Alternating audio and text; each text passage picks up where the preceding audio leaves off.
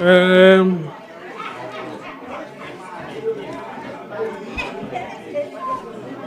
thank you, councillors.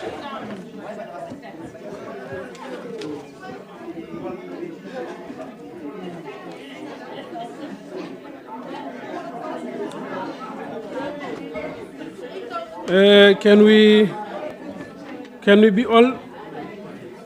Can we be settled, please, councillors? I want us to start. Let me just reconfirm once again, our quorum is 57. We are ready to go. Let's proceed. We are only left with 3 items. 3 items and 7 speakers.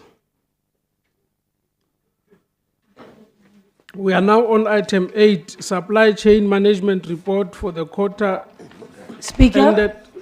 apologies, but the streaming team is not here yet. Oh. Okay.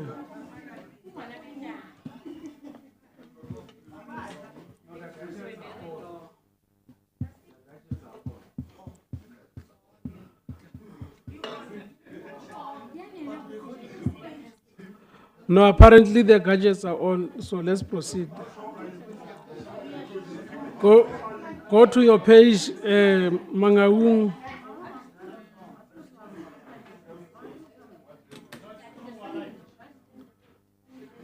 Yeah. We are now on item 8. I had noted the following speakers on this item. Only 3 speakers is Councillor Dipale, Councillor Peter, Councillor Mongale, and Councillor Vivier. In that order, please, let's start.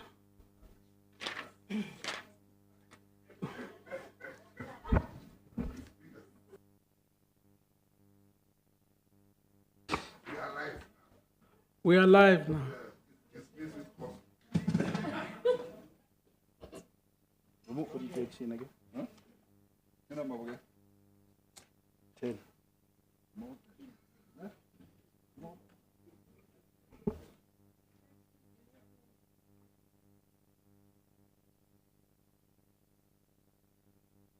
Go ahead, Councillor.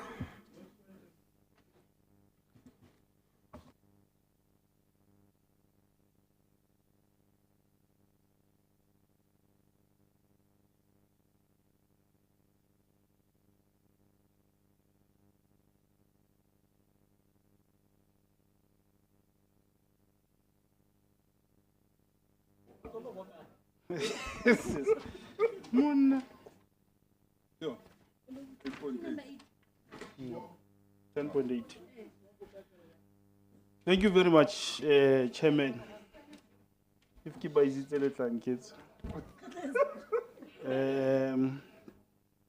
Today we want to address the supply chain management SCM for the Mangaung Metropolitan Municipality. Specifically for December 2024, the EFF has raised several concerns regarding the supply chain, and we will address each of them. Firstly, as the EFF, we have requested the list of 39 BEE companies mentioned in the document.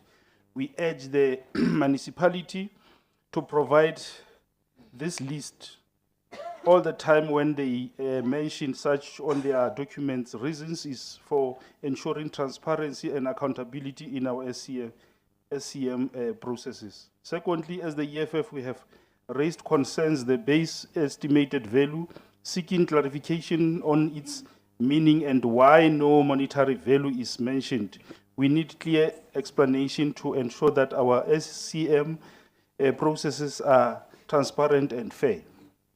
Thirdly, the EFF has expressed concern about the public safety and the security measures at the Rocklands offices with only a register in place.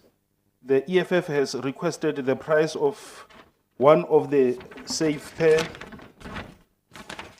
per person or organ to estimate the 389,000 spent. This is crucial in determining whether there was any corruption involved. Fourthly, the EFF questioned the maintenance of cameras with a budget of 3 million, deeming it preposterous. We need a clear explanation on how this budget is being utilized. Lastly, the EFF has requested information on the project and the location mentioned on page 14 and 23, where various companies are listed with substantial amount. We urge the municipality to provide comprehensive information as deal with any SCM that is to ensure transparency and accountability in our SCM processes. As we conclude, the Economic Freedom Fighters, our concern highlight the need for transparency, accountability, and fairness in our on our SCM processes. We urge the Mangaung Metropolitan Municipality to address these concerns and provide clear explanation to ensure that our SCM processes are aligned with the municipality's goal and objectives. As we move forward, let us prioritize transparency, accountability, and fairness in our SCM processes. We owe it to our communities to ensure that our resources are utilized efficiently and effectively. Thank you very much. Thank you, Councillor Dipale. Councillor Peter. Thank you, Speaker. I'm not sure whether this one of Councillor Dipale will respond it maybe in our next section 80 or so, but I know mentioning the names of the companies that got bids or awards is not an issue. Previously, if we can check the format or the report that we have now, we tried to alter it based on the requests that were made by councillors. I think that Mngale in our past quarter or so, for an example, the reason we have indicated to say how many companies have been appointed and also what level or what categories that is to exactly address other issues that you raise, even to say the locality. You must exactly look at that, but I think in the next report, maybe what we will do, we'll include that part, but we'll discuss it in our next section 8, so that at least it's covered there. Without wasting any time, let me quickly make an abridgment of the supply chain quarterly report.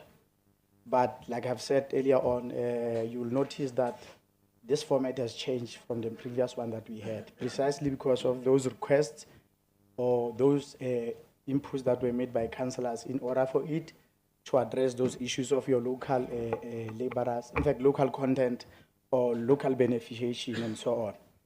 But without wasting any time, the city has adopted this supply chain policy, which requires that the municipal manager submits a quarterly report of the implementation of the policy.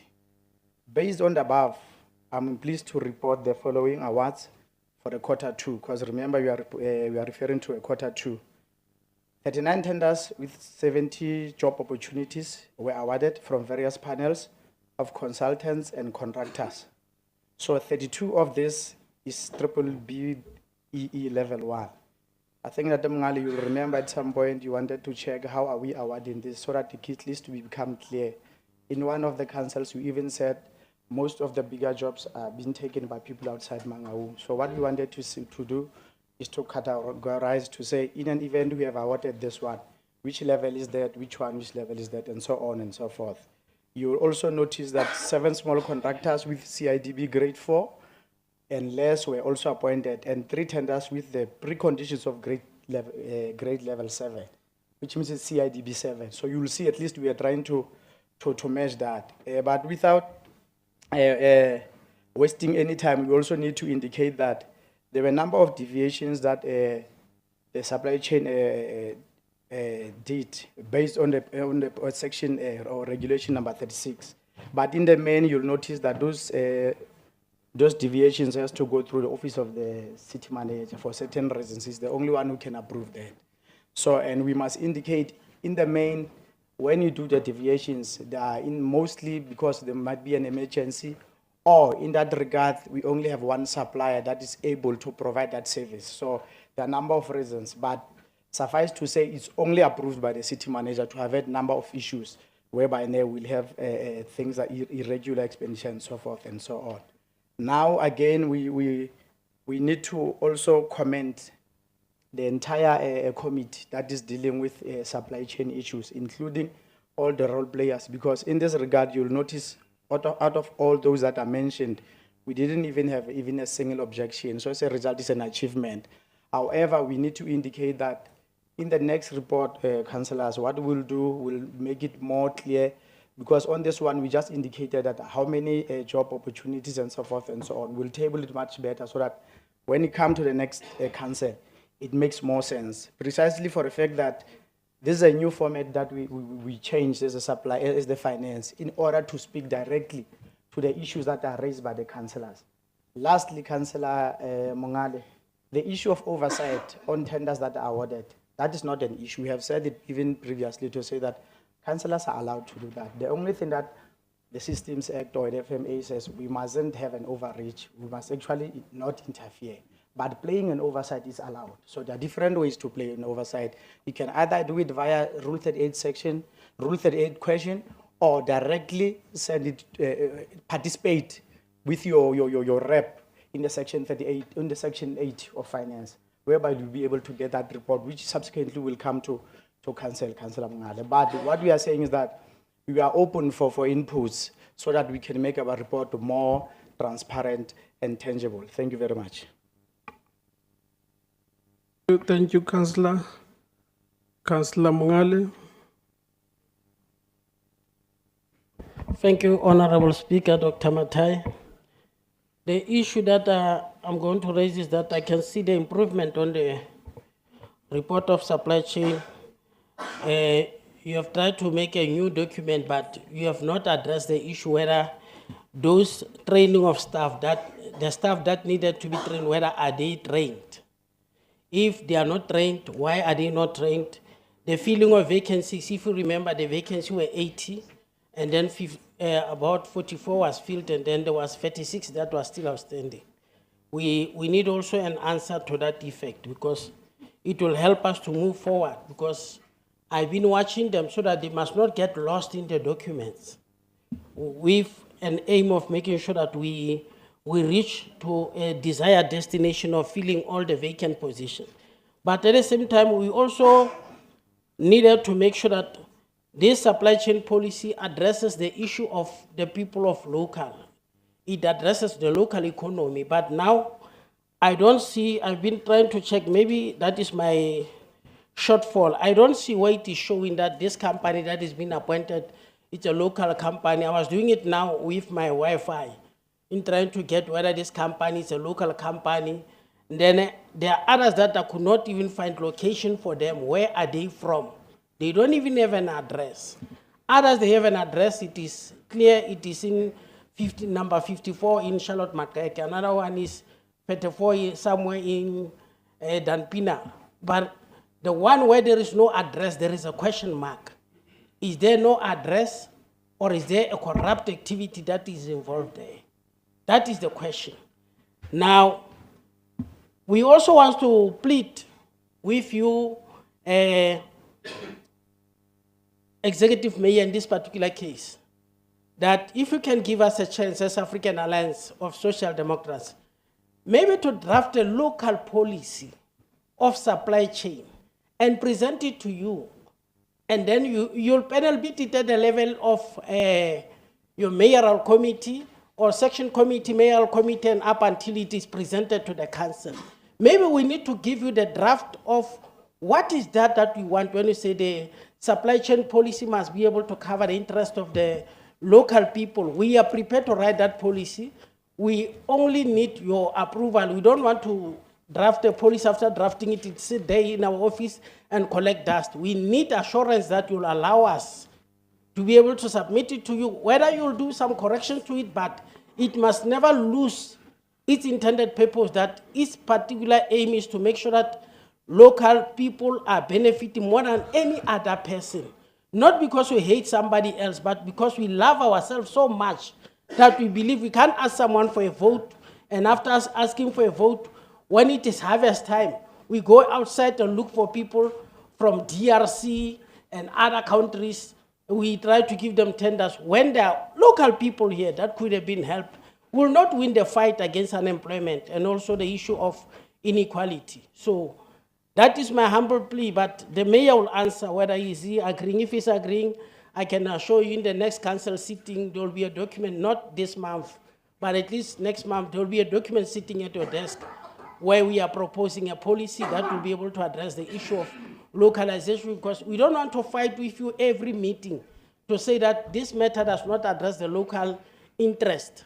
At least if we can bring the policy, maybe it will lay this matter to rest, whereby you can work from our draft, where you see things that are wrong, you correct them and say, well, here legislation does not allow. We will be able to correct this, but that will be our pleasure to be of service to this municipality. After all, we are not opposition. We are the partakers in making sure that this municipality gets the desired outcome. Thank you for the opportunity. Thank you, Councillor. Councillor Vivier is not here. Sorry, Speaker, I'll be standing in first. She had to excuse herself. Okay, go ahead. Okay, this is now the speech of Councillor Weverge. We're quoting from the audit report. 278 million irregular expenditure incurred due to non-compliance with supply chain management requirements. The full extent of irregular expenditure is still in the process of being determined. Speaker, Council can only take note of this very important yet ridiculous, outstanding, fruitless and wasteful expenditure report. Appointment of a panel of registered debt collectors for the Mangaung Metro Municipality. Why are we outsourcing and not creating jobs for the unemployed citizens of Mangaung? This is a permanent process that has to stay in place. Why can't we create our own panel of debt collectors?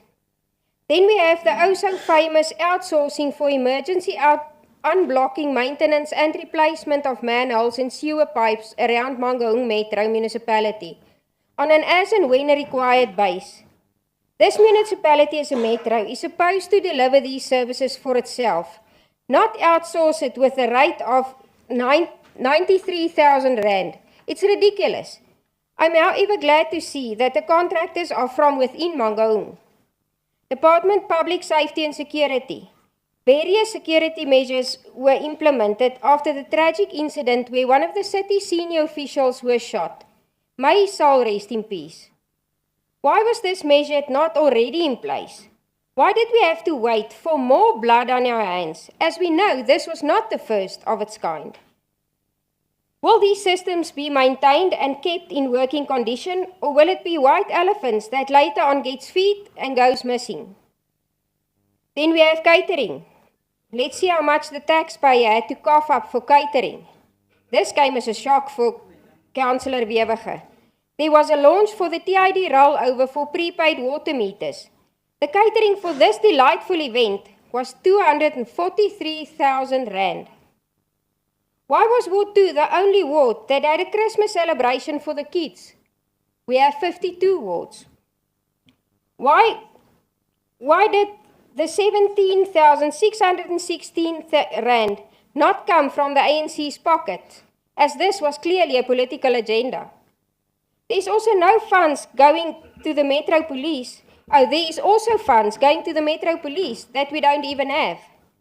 I'm afraid 5 minutes will not nearly be enough to emphasize the amount of money that can be utilized and invested in better ways than outsourcing of services that can create jobs. Once again, this report made Councillor Weverge a few years older and not even wiser. Shame on you, she is so beautiful. Thank you, Mr. Speaker. Thank you. Thank you, Councillor. Who is beautiful?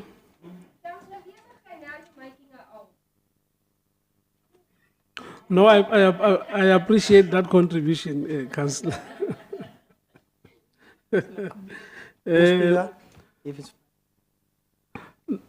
Do you want to reply, Councillor? I wanted to clear two things for Councillor Mongale that he requested, if it's fine with. Okay, go ahead, Councillor. Thank you, Speaker. Let me just remind Councillor Mongale that for any individual, or for that matter, a company that wants to base for a municipality, amongst other requirements is that you must provide your rates and taxes certificate or letter. In that letter, you'll see there is an address there. So at no stage, supply chain can just award a tender or go through the process whereby this checklist is not being looked at. I'm just trying to address the issue whereby he says there are no addresses. I think it's for the second time, or Speaker, we speak about this issue. Lastly, he asked in a sense that somebody is using a different address also. We even referred him to say, go and check your CSD. What does it say in terms of, with regard to that? Secondly, the issue of providing the amendments to the supply chain policy. Under normal circumstances, we do that like any other sectoral plans or any other budget-related policies when we undertake the process of the IDP. So I know that one will be catered there if he wants to make some amendments in the supply chain. Other than that, we can't just do them willy-nilly and so on. Lastly, the very same sentence or paragraph is referring to of the trained staff, the number of vacancies and what. In the last 2 sittings of council, in fact, when we presented this, we presented the supply chain, there was an issue whereby we were doing copy and paste. When we removed that in order to comply with their request, it's another backward story again.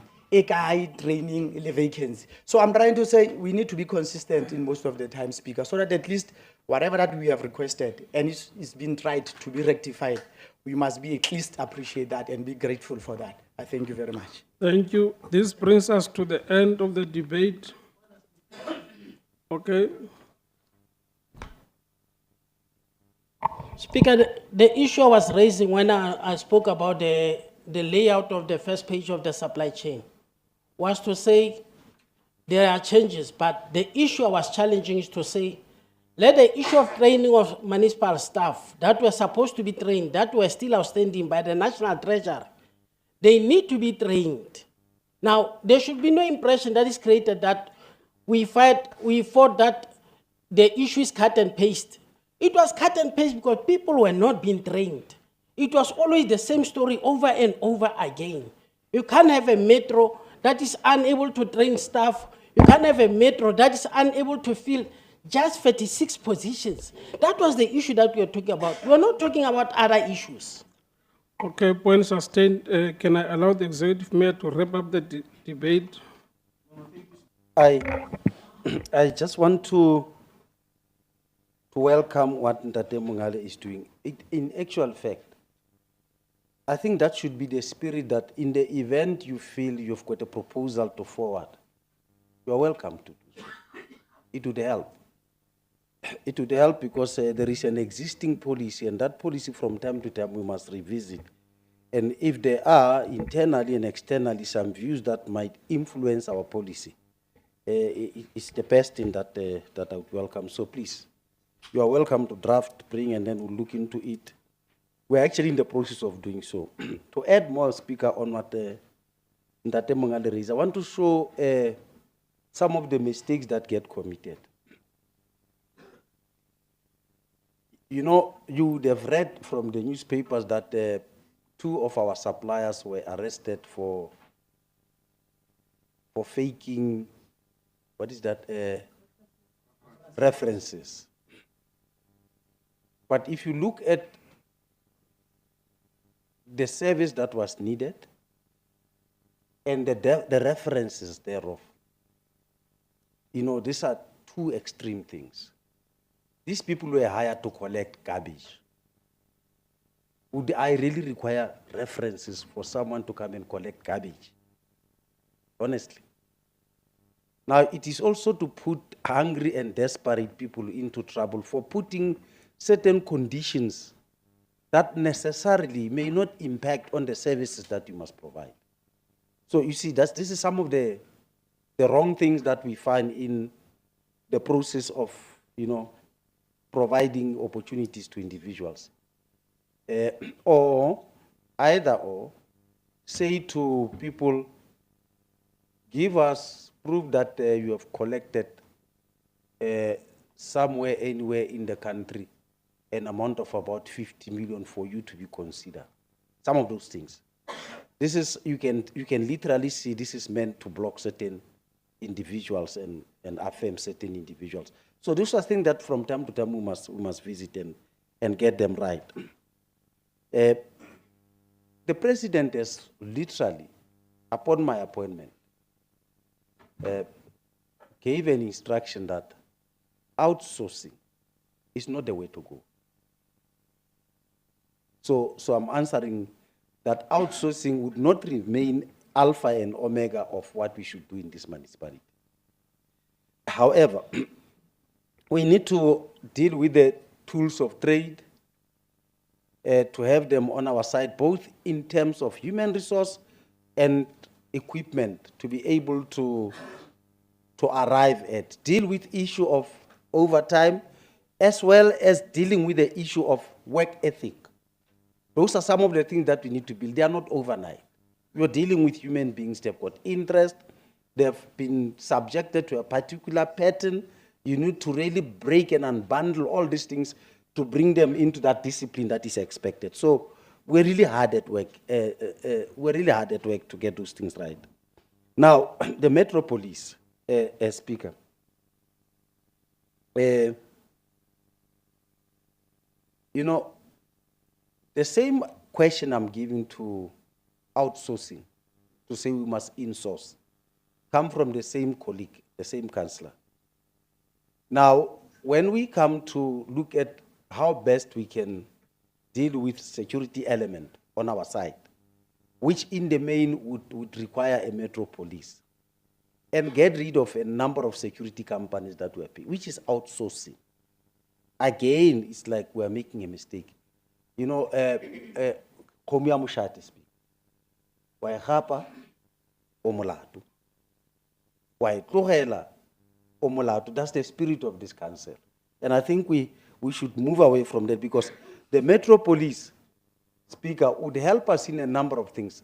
I can tell you, we go to the city with the South African police. We clean, because they must be applied for, have a day to come and help us. We filter into the city and we get rid of all foreign elements that are wrong and all wrong other things. But the police, immediately after that operation, they leave. Then we don't have the staff or the resource to sustain what we would have created with them. So that is the terrain that would need a sustainable police force from our side, that would make sure that we collect where we were supposed to collect, we keep our street busy, we remove all the hawkers where they are not supposed to, we literally collect from anybody and make sure that they send it in our city. So we would need the Metro Police. We do understand that it goes with resources, but look at the amount of outsourcing on security companies, compare and contrast. You'll realize that if we would curtail on that, we may be in a position to sustain the issue of Metro Police. Sure, Speaker. Sure, Major. Was the town or city named after Mushade? Huh? No, there's a city or town called Mushade. Petersburg. So you call me Petersburg.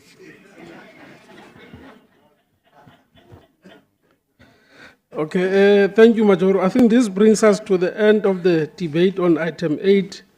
The item was brought for noting. It will be noted as such, together with the inputs that have been made. They are duly recorded.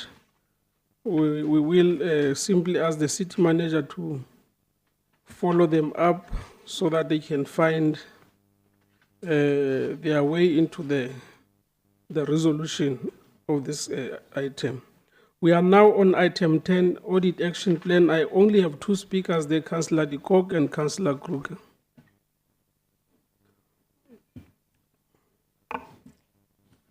Thank you, Speaker.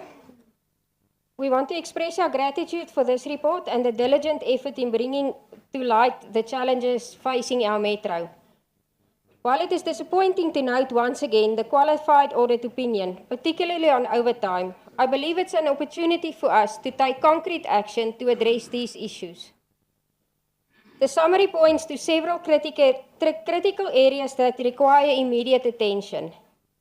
The fact that 1,750 employees might not even have employment files is a concern that cannot be ignored. It's unacceptable that we're still struggling with billing and revenue collection, mainly due to the absence of an updated property register. These inefficiencies not only affect our residents, but also result in significant revenue losses for our metro. I'm encouraged by the proposed action plan, particularly the solutions for indigents, such as the web-based application system and self-service kiosks. However, indigents don't always have access to devices and data required to access these portals.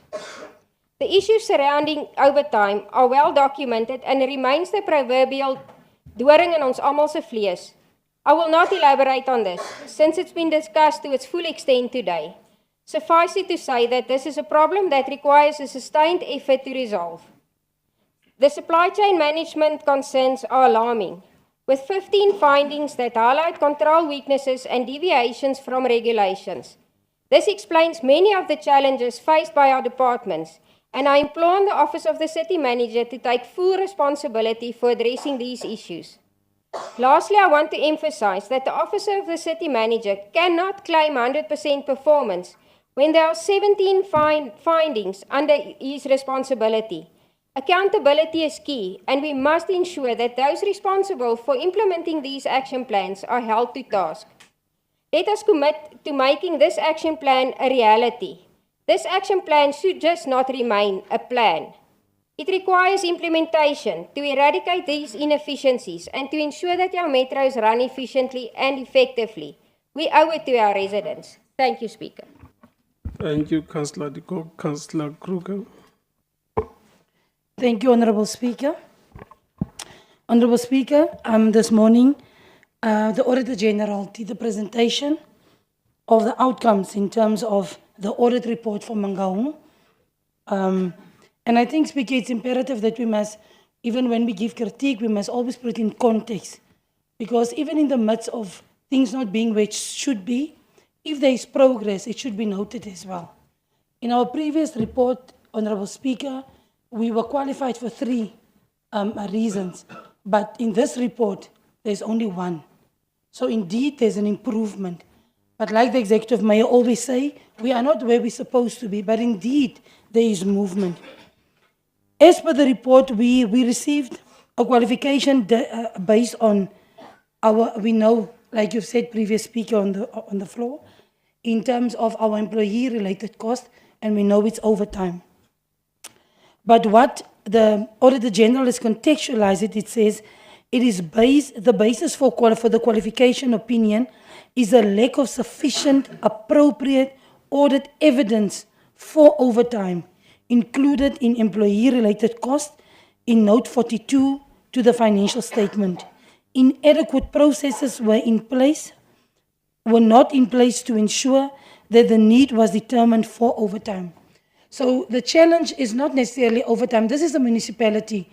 Overtime is a normality, but what is not a normality is that before overtime can be exercised, there must be a proven need for overtime. It must be pre-approved. And after overtime has been delivered, there must also be proof that this amount of work, this is the evidence of the work that was done during overtime. And those are the basis for the finding of the Auditor General. But what is also important for us, especially for us that place oversight as councillors in general, though there was only 1 item in terms of where we were qualified on, the Auditor General also, though the city has 1 qualification meter, the audit action plan also covers risky areas that if not being attended to, it may cause regression. And the last thing we need as this municipality, where we found it and when we've taken it, the last thing we need is regression. So I've just highlighted 4 or 5 of them, but I think in totality it's 15 that has been flagged by the Auditor General to say, please focus on them before it results in a regression. Those were supply chain management, the contracts management, revenue and receivables, indigent household register validation. And I think it's imperative for us as MMCs to acclimatize us with the content of the 15 that was flagged, so that we can say prevention is the cure. We are sick and tired of finding solutions. We must prevent the problem from occurring in the onset. It's even cheaper. And in conclusion, the audit action plan, the purpose of the audit action plan, it addresses a control that must be implemented to ensure change. Now, what our audit action plan says in terms of the finding, it says corrective action is to develop an overtime policy, develop a standard operating procedures, controls for request and a reason and input on service delivery. The action plan must be completed within 90 days from the approval by council, after which we review the effectiveness of the proposed action. Thank you. Thank you, Councillor. The item was brought before this meeting for noting. This brings us to the end of the debate on this item. Recommendation is that Council take note of the audit action plan and that the action plan be referred to MPEC for oversight. May I now step off this item and proceed to item number 11, which is the last item under the executive mayor's item. I have the following speakers on my order paper: Councillor Lotrid, Councillor Snyman, Councillor Kruger, Councillor Dipale, and lastly, Councillor Nhlap. In that order, please.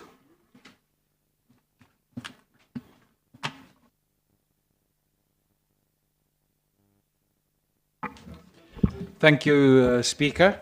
I will read this speech on behalf of Councillor Hardy Vivier, but I'll try to make it my own. Honourable Speaker, through you to the ANC-led Metro, we told you so. On the 18th of November 2024, this Metro lost 41 million rand of grants allocated to the Metro because the Metro did not spend the grants allocated in the 23-24 financial year. It was effectively deducted from grants for the 24-25 financial year. The 141 million that could be for maintenance and infrastructure and service delivery. If one dissect the report further, it is alarming to see, for example, that for the refurbishment of water supply, 17.5 million rand was allocated, but only 16 million spent by the end of June 2024. 1.5 million rand lost. For the Hamilton Park pump station refurbishment, 8.7 million was allocated, but only 6.1 spent on the end of June 2024. 2.5 million lost. Furthermore, the service provider contract that was not properly in place is now used as an excuse. Unfortunately, today we must ask the question if this lack of responsibility and accountability by this ANC-led municipality politicians and administrators is not the reason why once again we have a water crisis on our hands. What influences an opposition party like the Democratic Alliance is that we have no other option but to approve the recommendation of this report. Otherwise, the residents of Mangaung Metro will even have more scarcity of water, but also realize that funds available to provide basic services, delivery and maintenance of infrastructure will even be less. What is further alarming is recommendation 3, that the city manager puts mechanisms in place to evaluate project readiness before appropriation of funds is made, as this will ensure that projects are ready for implementation in the year they are allocated for. If accordingly by accountability by the heads of the administration was not taken for the 2023 financial year, why will it be different in the 24-25 financial year? Same story each and every year, and it feels like it will never change. Well, I can change. Well, it can change. It can change in 2026-27 during the next local government election, when the Democratic Alliance takes over this metro. Thank you. Thank you, Councillor. Councillor Snyman. Thank you, Speaker. It seems to me as if projects are just being moved from one year to the next. If I read this report, does this mean that the projects not completed now will not necessarily be completed in 2024, 2025, as there will be new projects that will be prioritized? This will mean that backlogs on projects will just keep on getting more and more, if you look on page 5. Also, it is a huge problem, if you look on page 3, that the projects listed there are all projects that focus on water delivery. We need better oversight and project management. Then, if you go to page 2, sorry that I'm moving from 532, but anyway, on page 2, you will see it refers to underspending of the informal settlement upgrading partnership grant. The underspending of 43 million rand. Die ANC-regering praat altyd oor dienslewering aan die armste van die armes, en dat ons nie geld op rykes moet spandeer nie. Maar hulle spandeer nie 43 miljoen rand op die ontwikkeling van die informele nedersettings nie.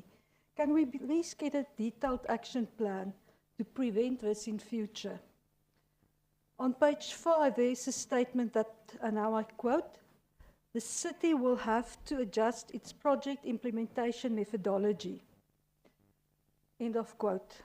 The only adjustment we need is that the people we appoint to do a job should start doing their jobs. The jobs they are paid for. They should do better project planning, management and monitoring. Is the project management unit functioning? We had the same problem in previous financial years. Roll over, ask for the money back, no, you can't get it. And we will face the same problem in the next financial year. The 2023-2024 ANC intervention team failed to manage these projects. Can we be provided with a more detailed action plan to ensure that we do not have the same rollover situation in future? Thank you, Mr. Speaker. Thank you, Councillor Kruger. Thank you, Honourable Speaker. Honourable Speaker, in terms of the result, in terms of the rollover request, the city received a total sum of 1,032 million from National Fiscus as conditional grants. In terms of the Division of Revenue Act, conditional grants gazetted for a year must be spent within the same year. In a case where these grants are not full spent on committed to a project with at least 80% spending by the 30th of June, an application must be made to National Treasury to roll over the grants. So as at 30th of June, a balance of 175 million was not spent. And an application was submitted.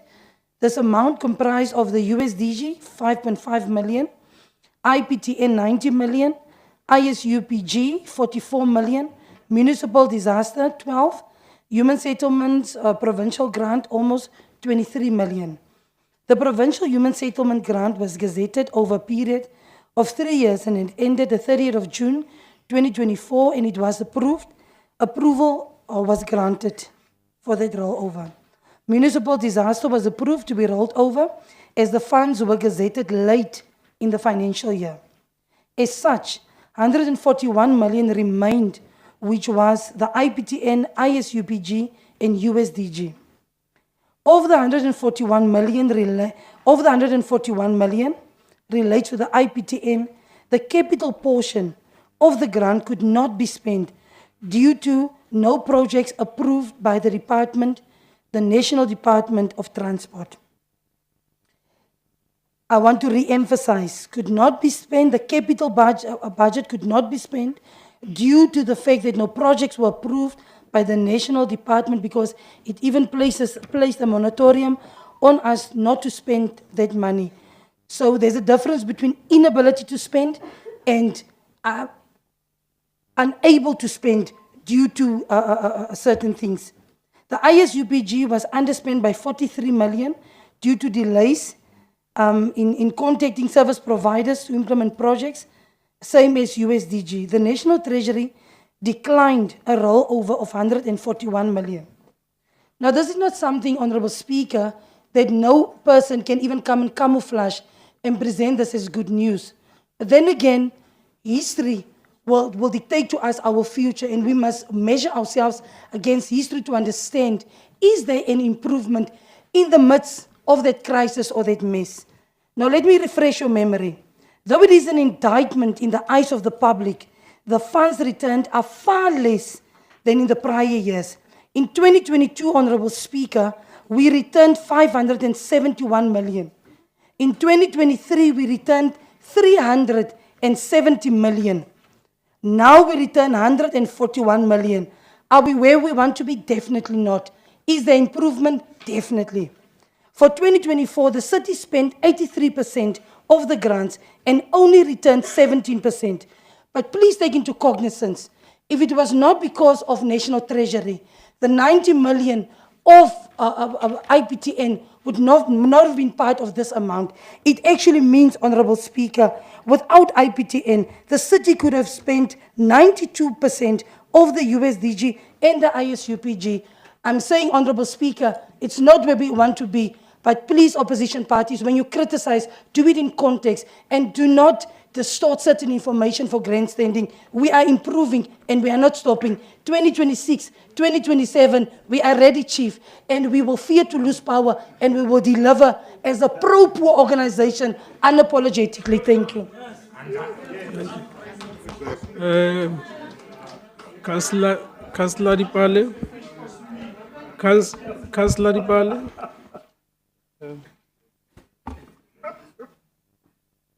You sound like someone who cheated. And she comes and say, because you did not give me attention. But you cheated.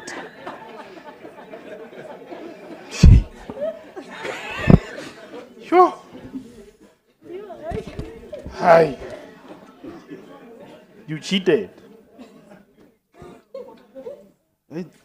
You know, it's so frustrating to be definitely debating this because so many times we've been talking about these grants. I'm glad that the executive mayor is here.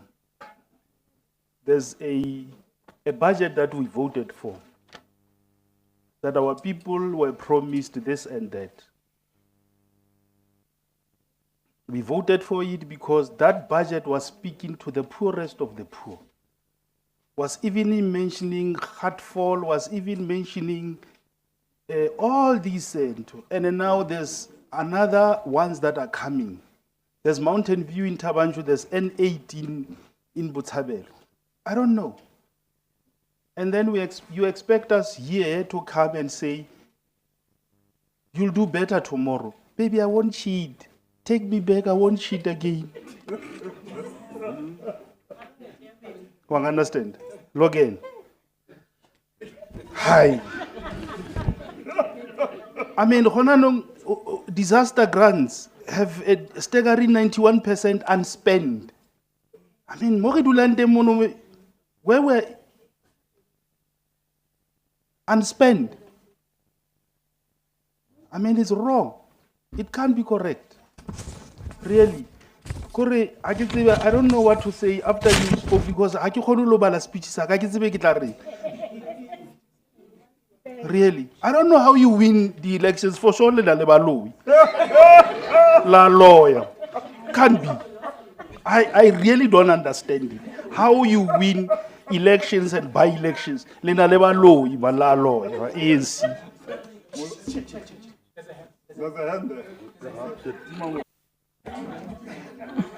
Mama Atle. Speaker. Kutlwa ke thonkga ya ho bua ka boloi.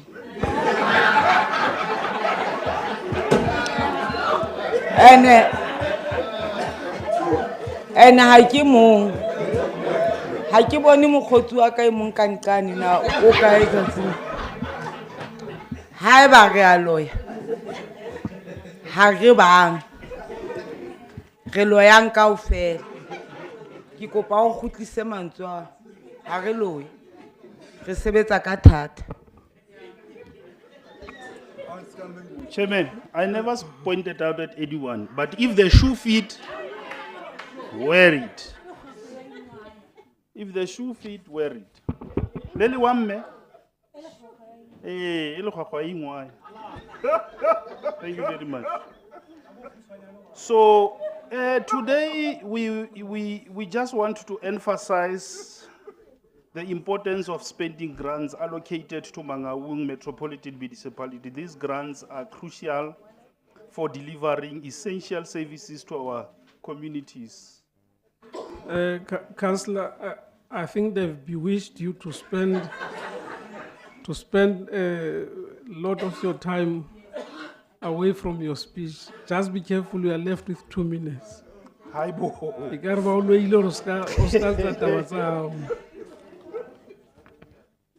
I call. The disaster grants have a staggering 91% spend, which is alarming. We still have families struggling to recover from last year's storms and regular pipe burst around our Bomme. Chairman, can I be protected, please? Bomme. Register pipe burst and around the city must be treated as a disaster. What is the municipality doing to assist these families? We also emphasize the need to spend grants on providing necessary services with 91.1 million in human settlements grants remaining unspent. Ke hopola Mayor, executive mayor, MMC is a pitbull. Pitbull. It was even, I don't know, no, yana getting. It's only pitbull, toothless aggression. When she's taking racism, she's a pitbull. But when she's supposed to spend and do what's supposed to be done, no. People are not spending. So sad. Really sad. In human settlement grants remaining unspent and an additional 43 million mentioned in the letter from the Treasurer. We must prioritize spending these grants to address the socio-economic challenges facing our communities. In conclusion, as outlined in the Mangaung Metropolitan Municipality Integrated Development Plan, our municipality vision is to create a city of excellence. To achieve this vision, we must prioritize spending grants, promoting transparency, accountability, and good governance. Let us work together to ensure that our municipality delivers on its promises and provides the necessary services to our communities. Thank you very much, Chairman. Thank you. Councillor Nhlapo. You're the last.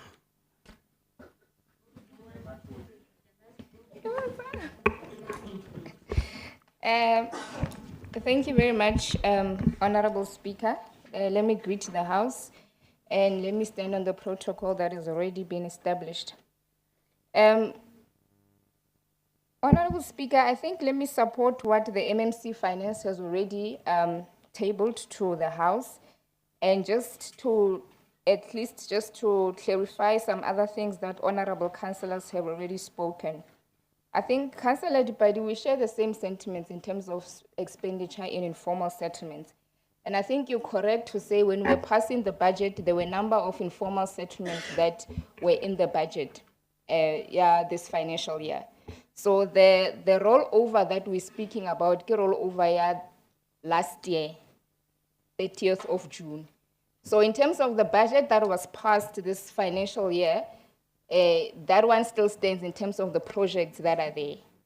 So I will not go into the details in terms of to what extent have we gotten to improve on the expenditure of informal settlement, but I don't think we could now start to say to communities that the projects are gone. No, they're not. The monies that we're speaking about is monies that we're supposed to spend by the 30th of June 2024. So the budget that we passed and the informal settlements projects that are still there for this coming, for this financial year and the 2 outer years, it still stands as it is. So what I can accept the whip for is to ensure that in the second, this is the second quarter, the third and the fourth, that's where I can expect the whip to say, let's ensure that we spend so that we don't continue with the norm of getting to a point where we return grants. But when we just look at where we've been, I'll just pick on the informal settlements one because it touches on the communities and the wards that we live in as ward councillors and as councillors of the African National Congress. When we speak of the expenditure in the informal settlements, where we were in terms of in 2022, we were just able to spend over 35%, the same as 2023. So far, we're able to spend 75%, but still, as the MMC indicated, that's still not where we want to be. And as the African National Congress, our position still stands that we do not want to see any cent being retained. Now, this is where we are, and I think as a municipality, we've had the norm of monies retaining, and I understand and I concur with the sentiments of the honorable councillors. But let's now get to, this is where we are. What is it also that we've looked into in terms of the root causes and what are we doing? And that is where I will need your support so that we ensure that we don't get to lose funds as a municipality.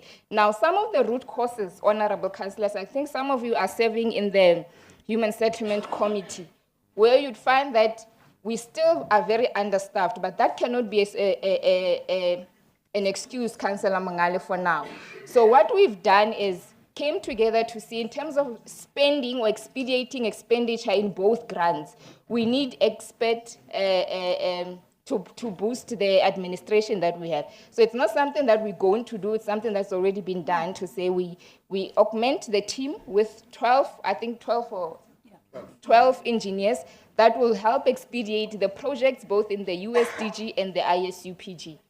I think some of the initiatives, the Deputy Mayor's performance assessment section 80 that we attended to, it's one of the mechanisms that will be able to keep each other or the department that we are on par in terms of our targets. As the Human Settlement Committee, we also sit with honorable ward councillors so that we are able to check how far the spending is. And some of you sit in those. As you conclude, Councillor. As I conclude, I want honorable Speaker, so that we don't scare people on the ground and there isn't misinformation on it.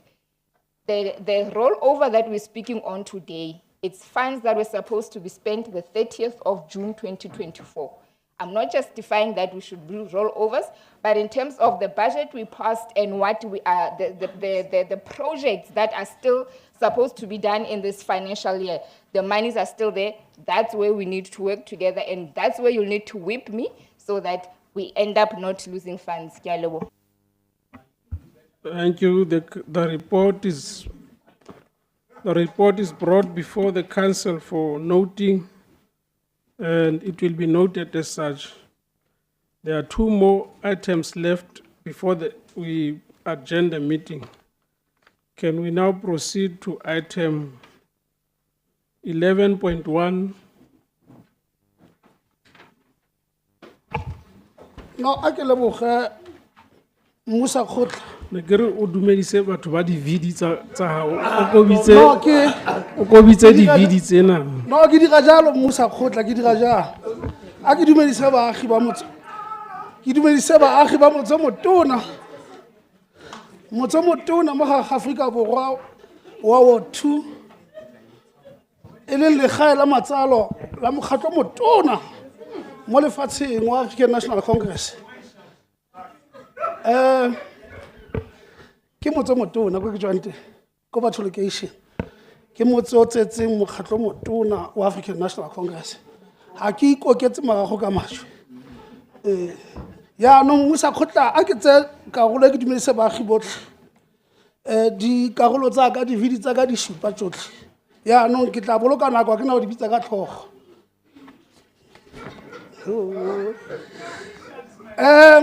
Musa Khotla a ke tse nako e ke dumedise wena. Mme ke bua ke dumedise majoro wa sebaka le motlatsa majoro. Mme ke dumedise le semesegolo sa ntlo a ke tsa molao. Ke dumedise ba lekgotla botlhe ba ba kwang. Ke re dumelang ba gaetsho. No, di a lotšwe ba gaetsho. Ntumella speaker ke re pele ke bua se ke tlileng kwano ka sone ke romilwe ke komiti ya ka. Ke reala ke re pele tšho o buela manno. Go nne mmatla sa gaabo se bone. Ha ke re jalo ke a re we are here as the committee mandated by this council as the committee of council to present before this honorable house the consideration and approval of revised standing rules and orders. Purpose of this item is to submit to the municipal council the draft reviewed standing rules and orders by law for the council to consider and adopt. Now let me take the councillors, honorable councillors, back a bit. On the, I'm just looking at Annexure C. On the 12th of December, this August House approved the review process plan. And on the 23rd of January, the committee considered all the reviewed inputs that were sent to the committee, while the administration do all the incorporations and inputs on the 17th of January. Now today we are here on the council that was supposed to sit on the 30th, but we are sitting now on the 31st, to come to this August House to request, Speaker, that the council consider and approve the proposed reviewed standing rules and orders, of which after this sitting, they will go for promulgation and be gazetted. Now we are here humbly to request this August House that within 7 days, all these things will be incorporated considered after this sitting of today, that within 7 days, this document definitely will come back to us again for approval. Now we are here to request that at least today, the council, let me go to the recommendations. They are in page, I think, 3. Yes, we have 5 recommendations. And Speaker, we are requesting that all these recommendations, council approve them, consider them first, and approve. So that means even today, we are still giving a chance to the council to give final inputs, then approve, consider, and approve it. That is our request to this city. Thank you, Speaker.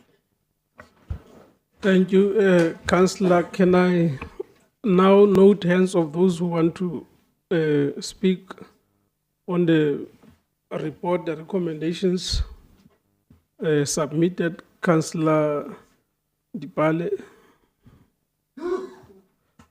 Council Whip, Councillor Mogale, in that order. No. Thank you very much, Speaker, and I am in support of the committee chairperson for the council to consider also to approve the changes on the amendment. So, thank you very much. That's all I can say. Thank you, Council Whip.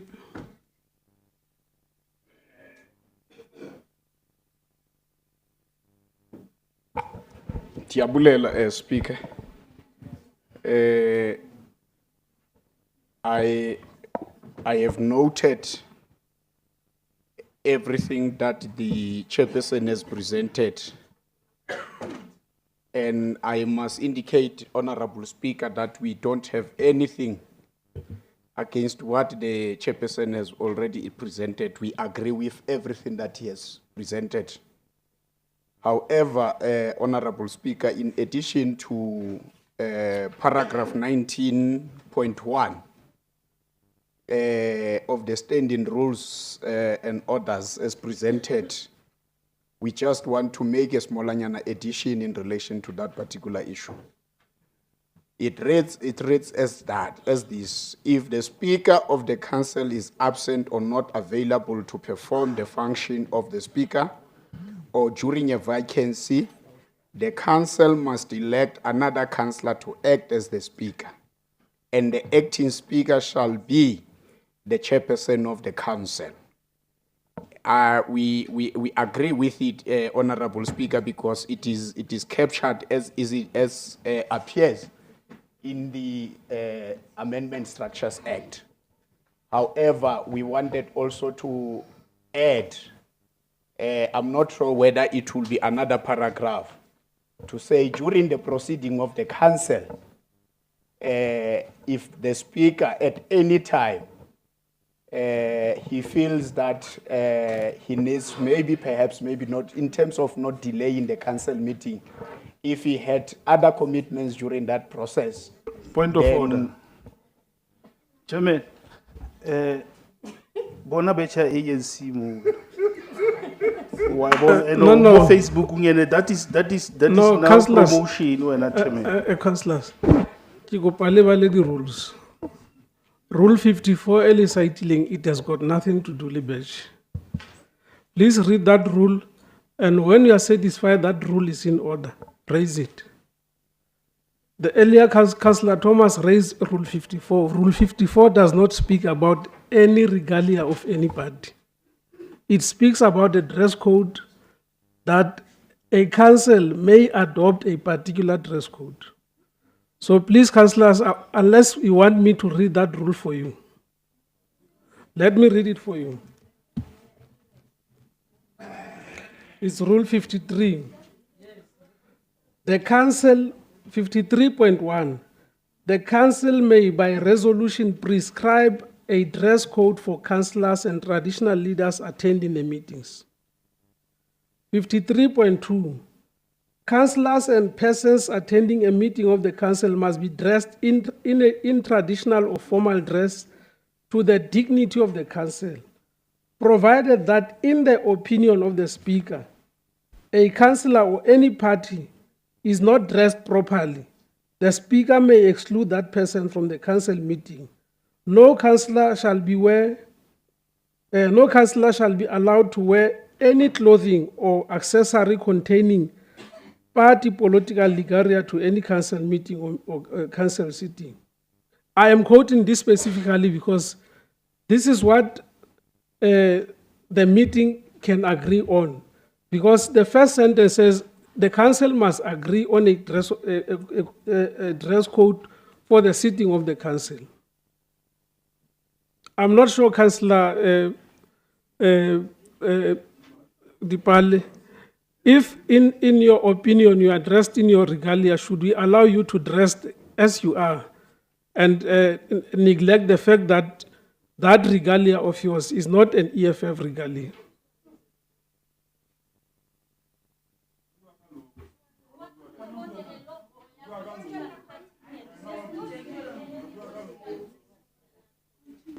And Honorable Speaker, it says a formal or a traditional, not a work suit.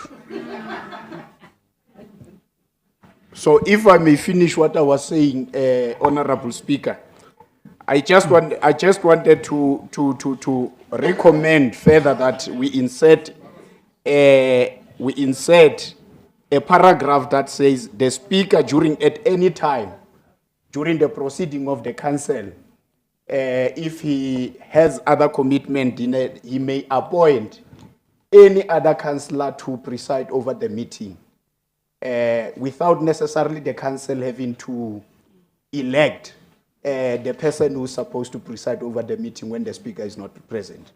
Because if the Speaker is not present, it is stipulated here.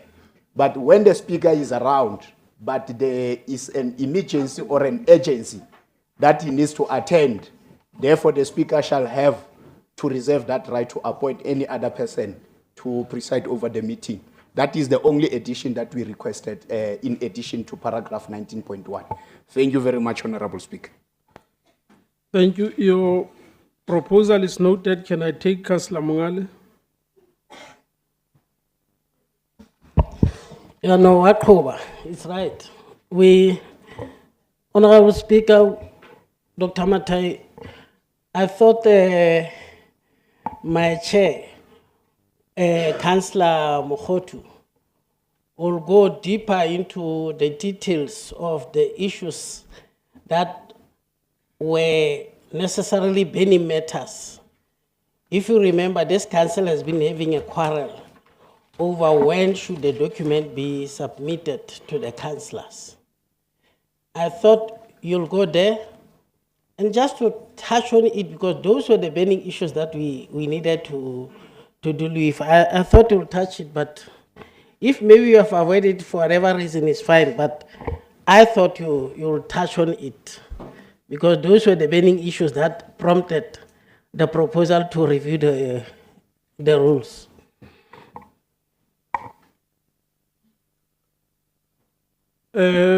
Councillor Tladi.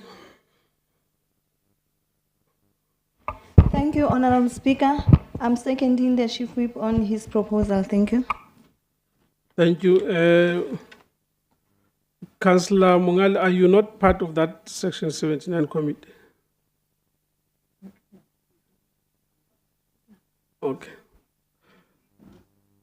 Sorry? Okay, Councillor Mokhotu, can you quickly reply to the request? No, Speaker, thank you very much. To be honest, I did not see it necessary because all councillors and political parties were given chance to ventilate through submissions. So we do receive all the submissions, even from Honorable Councillor Mongale. But I think I note what he said, but I think it was not necessary. What I can say, I'm my manager, Speaker, Kirin, Kwakumukhala, Chorakatata, is a road possible to a Thank you. There is a proposal for the additional 19.2 as suggested by the Council Whip and seconded by Councillor Tladi. Can I see hands of those who are in favor or who support that proposal? The addition, yes.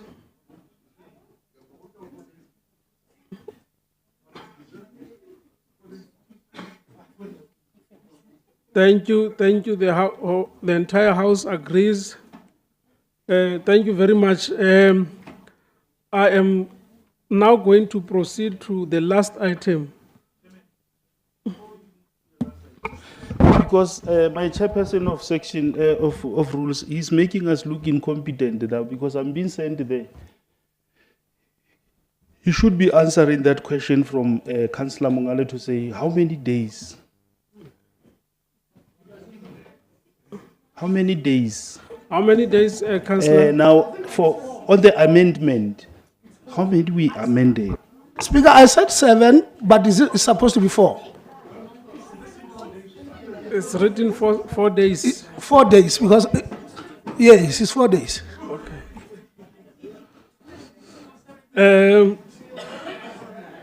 I am now going to exercise Speaker. the very amendment that the meeting has agreed on. Speaker. I will request Councillor Mokotwane to conclude the remaining part of the business of the House. Thank you, Councillor. Speaker. Speaker.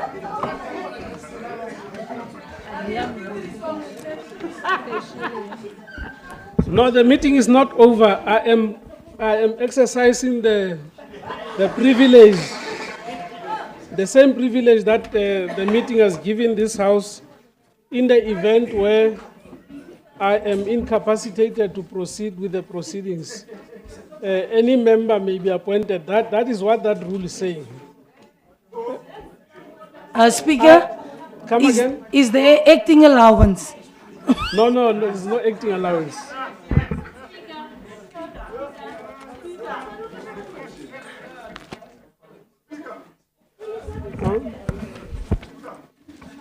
Councillor? Huh? They didn't put an Oh, amendment. no.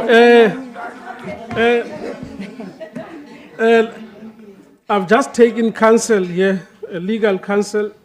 That amendment has not been gazetted. Thank you. So we will not, we will not, we will not undertake that route.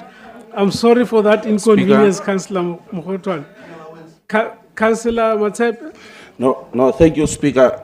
Just for the council reference, Speaker, in terms of these rules, maybe to clarify on what Councillor Mngale has asked, so that as committee members, as my fellow councillor put it correctly, that we should not appear as incompetent members of the committee because we have done the work.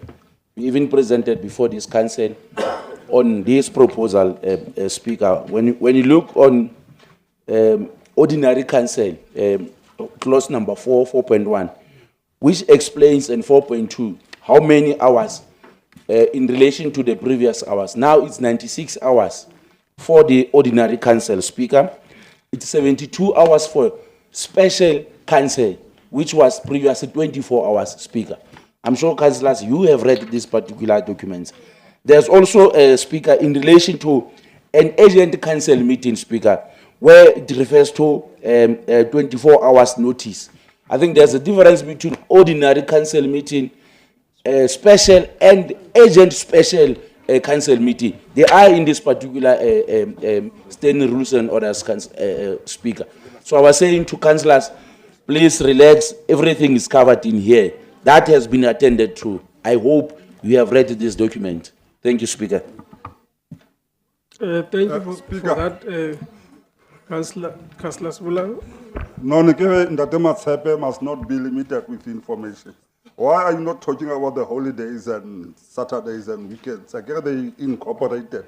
So when you explain this, you must also say holidays and weekends are not part of the 96 days, 96 hours.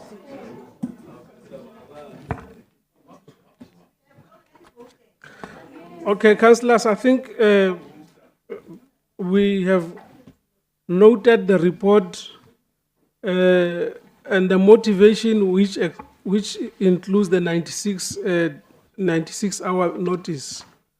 I am certain that it excludes weekends. Yes, it excludes weekends, so please be content and refer to that document. However, it will only be final once it has been gazetted. I am now going to hand over to the Executive Mayor to deal with the last item.